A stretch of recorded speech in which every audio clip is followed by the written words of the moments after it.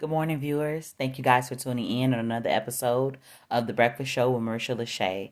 I am dropping by my live this morning, and thank you guys for tuning in this morning. This is season 2. If you missed out on season 1, please feel free to head to YouTube to check out our network's YouTube channel. It's going to be 1 as in the number 1 Man Army Network. All right, you can find all kind of content, especially season 1 of The Breakfast Show with Marisha LaShay. Come on and let's begin to celebrate the second season of this breakfast show. I want to give tribute first and foremost to God, who is the head of my life.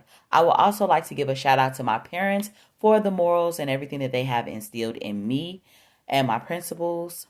I want to thank you all. I want to give a shout out to my son because this would not be possible without you being an inspiration to me and thriving for being on social media and whatnot. That boy loves social media.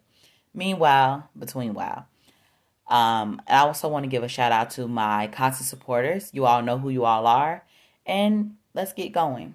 My name is Marisha Morris. However, due to when I'm doing social media content, my dad gave me the idea to merge my first name and my middle name for Marisha LaShay. Hence, as to why you find it in The Breakfast Show with Marisha LaShay. And I'm the host of this awesome show. I was originally born and raised in Chicago, and I am checking in from Atlanta, Georgia. As you all know, you never know where I'm checking in from, so please stay tuned. Now, what I would like to do is share the background of what the Breakfast Show with Marisha LaShay is all about. As I said before, this is a platform that was created to engage an audience worldwide with thought-provoking questions and or statements to encourage open dialogue to gain insight on multiple perspectives on a question or statement. Today is day 27 for the breakfast show, and this show will be in effect for the next 3 days. Yes, you've heard right. So welcome again, and I hope that you guys join this journey with me over the course of time because there's going to be many more seasons and many more things and content. All right. So for the next part of the show, it is the quick check-in. Why do we do a quick check-in? What does that really mean? That means that we are checking in with our mental health every day. We're seeing how our moods can change, and it is ranging on a scale 1 to 10. 1 being the worst day and 10 being the best day of your life. Okay, 1 is the lowest. That is the worst day of your life. You can be below that 1 and you could be in the negatives. Also, 10 could be the best day of your life and you can be above a 10. Today I am a 50. And I am a 50 because I have had the opportunity to get clarity on my recovery process from my tooth extraction, aka wisdom teeth being taken out and pulled. As you guys may or may not know, please feel free to drop your comments below on how you feel. Drop those numbers. Also, you can add your 2 cents in anytime throughout the show. I love the feedback and I love you guys interacting with me as I drop the content. So the question is, this is normally when I go ahead and talk about the content or the question of the day or the statement of the day. So today, the question is, the skin I'm in. Which one do you identify yourself with most? As a woman or man? All right, everybody. Good morning again. Everyone, I'm tuning in to speak about transgenders today. First, for those who do not know what a transgender is, it is when someone's body does not match their gender identity. It clarifies that gender identity is not determined by genitals and defines the concepts of cisgender and gender identity. Now, I have 2 articles that I would like to talk about or read to you guys, share with you all. One is geared towards our youth having an understanding of what it means to be transgender and the full scope and umbrella of concepts that are associated with being a transgender. And then the other one is just pretty general. All right, so let's get into it. All right, as I stated before, everyone has a gender identity, a feeling or sense of being male, female, or someone in between. Sometimes people's gender matches their bodies, and sometimes it does not. A person may be born with a penis and identify as a boy, or born with a vagina and identify as a girl. This person may have a gender identity that is called cisgender. Or someone may be born with a penis and identify as a girl, or you're born with a vagina and you identify as a boy. This person may have a gender identity that is called transgender. When you share your gender identity with the world through clothing, makeup, how you talk, act, and more, this is called gender expression. A person's gender identity and gender expression can be different. Okay? Who someone is attracted to is their sexual orientation. Okay, so let's not get it twisted that because of a person's gender identity and gender expression, those can be different. But who I'm attracted to is my sexual orientation. It is not related to gender identity or the expression. As you hear in gender expression is how you're going to express yourself with that in that particular gender. And if you're talking about the gender identity, you are identifying as man or female. All right? Everyone has a gender identity and a sexual orientation. Gender roles are the unspoken rules in our society that say how girls and women, as well as boys and men, are supposed to behave. Sometimes gender roles can be harmful if they keep people from being who they truly are. For an example, gender roles that say boys are only supposed to be tough and like sports may keep boys from expressing feelings like kindness or doing things they might enjoy, like knitting. I know another thing is boys who get in ballet. That's not the norm. So just being able to expose our kids to the not normal things, but to open their minds so they could be well-rounded and pretty versatile. What's important is to remember that people deserve to express themselves in ways that feels right for them and to be respected no matter how they identify, look, or dress. So that is my article for the youth. My next article is going to be pretty general and whatnot. So this is our American Psychological Association. I want to talk about a study that was conducted on transgenders. What does transgender mean? So we're going back to the term transsexual. It is largely outdated, but some people identify with it. However, this term should be used only for an individual who specifically claims it, okay? You are not going to be going around talking about this transsexual. No. Transgender, Anywho, while the term transsexual appears multiple times throughout this document, APA's Committee on Sexual Orientation and Gender Diversity is undertaking a systematic review of its use along with other terms. In the meantime, please refer to the guidelines for psychological practice with transgender and gender nonconforming people for more up-to-date language regarding transgender and gender nonconforming people.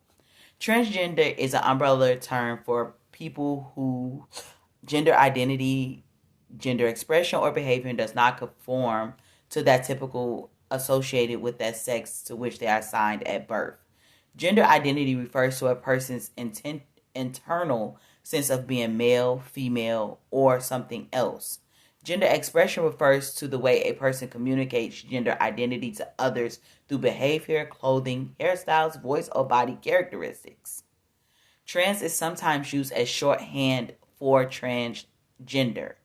While transgender is generally a good term to use, not everybody whose appearance or behavior is transgender but non-conforming, okay, will identify as a transgender person. The ways that transgender people are talked about in popular culture, academia, and science are constantly changing, particularly as individuals' awareness, knowledge, and openness about transgender people and their experiences grow.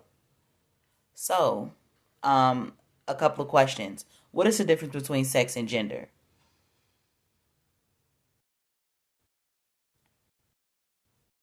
All right. Sex is assigned at birth. It refers to one's biological status, either male or female, and it is associated primarily with physical attributes such as chromosomes, chromosome prevalence, and external and internal anatomy. Gender refers to the social structured roles, behaviors, activities, and attributes that a given society considers appropriate for boys and men or girls and women. These influence the ways that people act, interact, and feel about themselves. While aspects of biological sex are similar across different cultures, aspects of gender may differ. Various conditions that lead to a typical development of physical sex characteristics are collectively referred to as intersex conditions. Next questions. Have transgender people always existed? Transgender people have been documented in many indigenous Western and Eastern cultures and societies from antiquity into the present day. However, the meaning of gender nonconformity may vary from culture to culture. What are some categories or types of transgender people? Many identities fall under the transgender umbrella. The term transsexual refers to people whose gender identity is different from their assigned sex. Often, transsexual people alter or wish to alter their bodies through hormones, surgery, and other means to make their bodies as congruent as possible with their gender identities. This process of transition through medical intervention is often referred to as sex or gender reassignment, but most recently is also referred to as gender affirmation. People who were assigned female but identify and live as male and alter or wish to alter their bodies through medical intervention to more closely resemble their gender identity are known as transsexual men or trans men, also known as female to male or FTM. Conversely, people who are assigned male but identify and live as female and alter or wish to alter their bodies through medical intervention as well, so they can resemble their gender identity, are known as transsexual women or trans women, and that'd be MTF or male to female. Some individuals who transition from one gender to the other prefer to be referred to as a man or woman rather than a transgender. Okay? People who cross-dress wear clothing that is traditionally or stereotypically worn by other gender in their culture. They vary in how completely they cross-dress from one article of clothing to fully cross-dressing. Those who cross-dress are usually comfortable with their assigned sex and do not wish to change it. So do not get cross-dressing mixed up with transgender, because that is not what that is. Okay, let's just be clear. Those who cross-dress are usually comfortable with their assigned sex and they do not wish to change it. Cross-dressing is a form of gender expression and is not necessarily tied to erratic activity. Cross-dressing is not indicative of sexual orientation. All right, the degree of societal acceptance for cross-dressing varies for males and females. In some culture, one gender may be given more latitude than another for wearing clothing associated with a different gender. The term drag queens generally refers to men who dress as women for the purpose of entertaining others at bars, clubs, or other events. The term drag kings refers to women who dress as men for the purpose of entertaining at bars, clubs, or other events.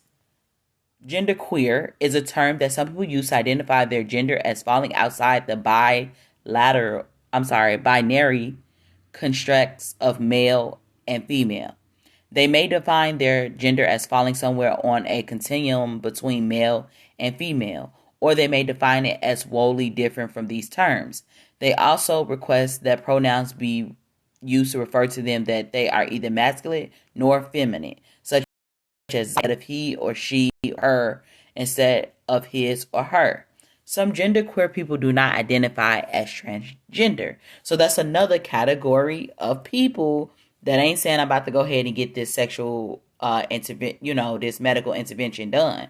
No, or I'm about to get this sex change. No, that's not what they're doing.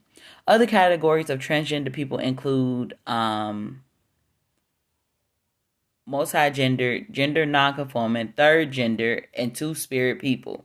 Exact definitions of these terms may vary from person to person and may change over time, but often include a sense of blending or alternating genders.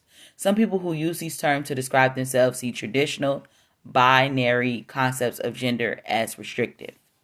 Okay? Some people want to know why. Why are some people transgender? There's no single explanation for why some people are transgender. The diversity of transgender expression and experiences argues against any simple or unitary explanation. Many experts believe that biological factors such as genetic influence and prenatal hormone levels, early experiences, and experience later on in adolescence or adulthood may contribute to the development of transgender identities. So, you guys, I hope that this was able to shed some light on those people who we have seen possibly, or just broaden our horizon and open our mind to accept people from different walks of life, especially transgenders. You know, they are people too. They want to be treated like humans. They're not test experiments. They're not test dummies. So, yeah, that's all that I have for you guys today. Like I said, I hope that you guys enjoyed this. I hope that you guys learned something, because I know that I did.